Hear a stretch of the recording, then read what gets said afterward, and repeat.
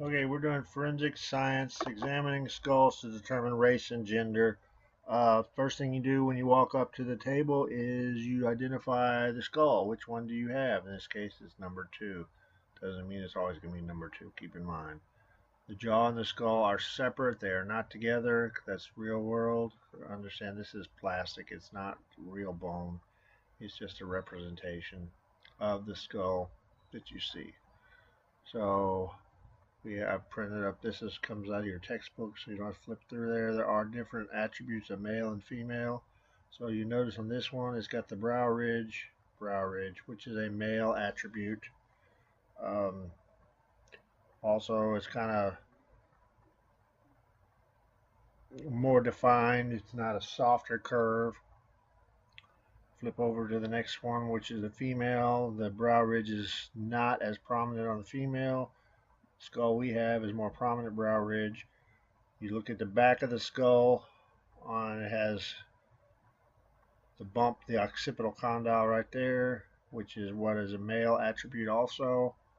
So that's two male attributes, three if you include the boxiness and sharp edges of a male.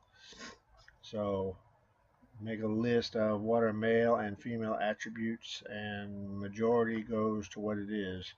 Because remember, skulls will have both male and female attributes. Majority rules. So make a list as you go.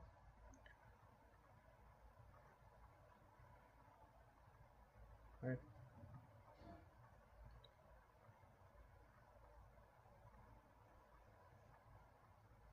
We can pretty much guarantee just from the three that we've observed that this is probably a male skull. Now we need to determine race. So again, this is straight out of your textbook. Uh, we're looking for attributes of the skull that would determine what is the race.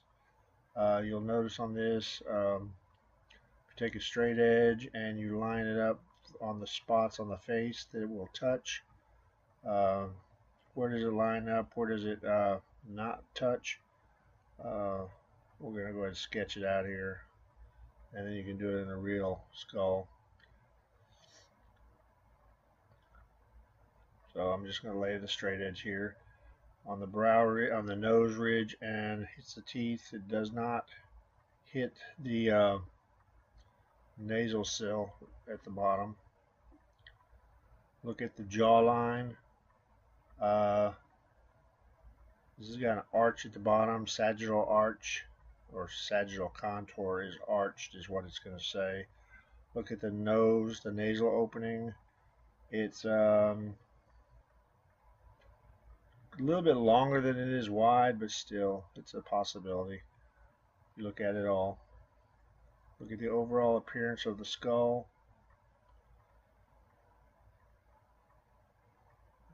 So let's go back and check what we have here. So mongoloid is mostly that. This is Caucasoid. You're looking at the nasal opening. It's not as narrow on the Caucasoid as what we have, and it's longer, so that's a possibility. You'll notice on the Caucasoid also the nasal sill touches as well as the nasal brow, so keep that in mind.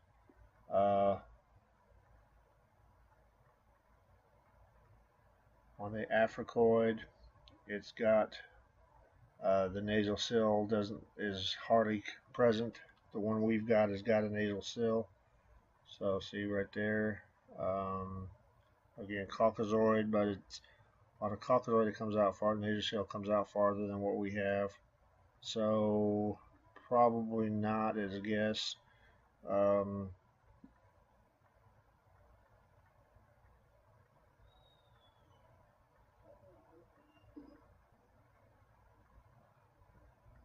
Just make sure you go over them all the place. Mongoloid, we have a nasal sill like they have here. We have the sagittal contour is arched. If you look at the orbits, the eye holes are slightly sloped to the outside.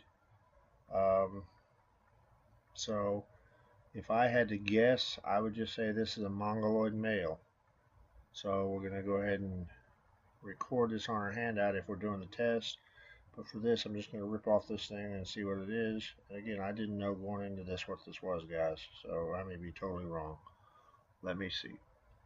So this is human Asian male, which is Mongoloid male. Yes.